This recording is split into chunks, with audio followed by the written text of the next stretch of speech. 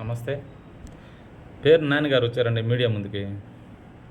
పవన్ కళ్యాణ్ గారు జన సైనికుల్ని, జనసేన కార్యకర్తలని అందరిని సర్దుకోమంటున్నాడు, సర్దుకొని పొమ్మంటున్నాడు అని చెప్తున్నాడు. ఆయన మాత్రం సర్దుకోడు అని అంటూ మళ్ళా నాగబాబు గారికి రాజ్యసభ సీట్ వస్తే లోకేష్ గారు గట్టిగా పట్టేసరికి అది ఆగిపోయింది. మళ్ళీ మంత్రి పదవి ఇస్తానని చెప్పి చంద్రబాబు గారు చెప్తే దానికి కూడా ఏదో ఆటంకం జరిగి అదే ఆగిపోయింది అని అన్నారు. అంటే మీరు చెప్పినట్టు సర్దుకున్నట్టే కదా పవన్ కళ్యాణ్ గారు. మళ్ళీ మీరెందుకు సర్దుకోరా అని ఎందుకు అంటారు? వాళ్ళు సర్దుకుంటారా సర్దుకోరా మా నాయకుడు, మేము సర్దుకుంటామండి. మీకు వచ్చిన నొప్పి ఏంటి? మీకు ఎక్కడ నొప్పి పుడుతుంది? మీకు ఏంది బాధ? మాకు లేని బాధ మీకెందుకు?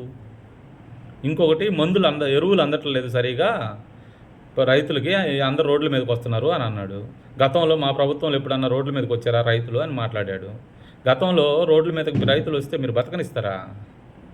ఎవడన్నా రోడ్ల మీదకి వస్తే ధైర్యం ఉందా మీకు? రైతులకు అసలు మీరు ప్రభుత్వంలో ఉన్నప్పుడు ఇంకేడొస్తారు రోడ్ల మీదకి? ఇప్పుడు ఒకవేళ వస్తే వచ్చి ఉండొచ్చేమో, నిజంగా మీరు చెప్పినట్టు నిజమైతే ఇది ఉండొచ్చేమో, కానీ మీ ప్రభుత్వంలో బయటకు వచ్చేదానికి ఎక్కడుంది హక్కు? ఎక్కడుంది? నోరు తెసి మాట్లాడేదానికి హక్కు ఉందా జనాలకి? అదేమంటే అర్జీలు అప్పుడు తెగ తీసుకున్నావు కదా, విశాఖపట్నం పోయి అర్జీల కోసం పోతే అట చేశారు, మరి ఇప్పుడు ఎందుకు తీసుకోవట్లేదు అర్జీలు అంటున్నావు కదా.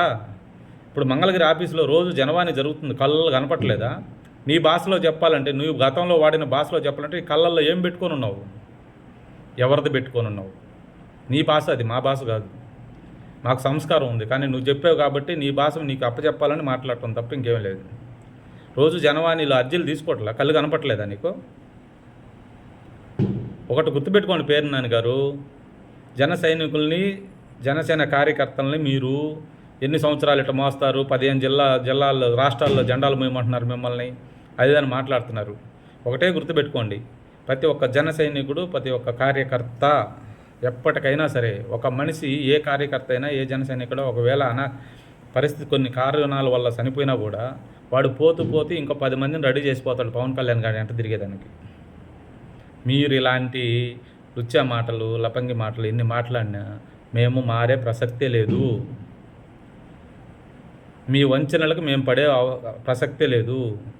మీరు మమ్మల్ని మార్చలేరు, అదంతే.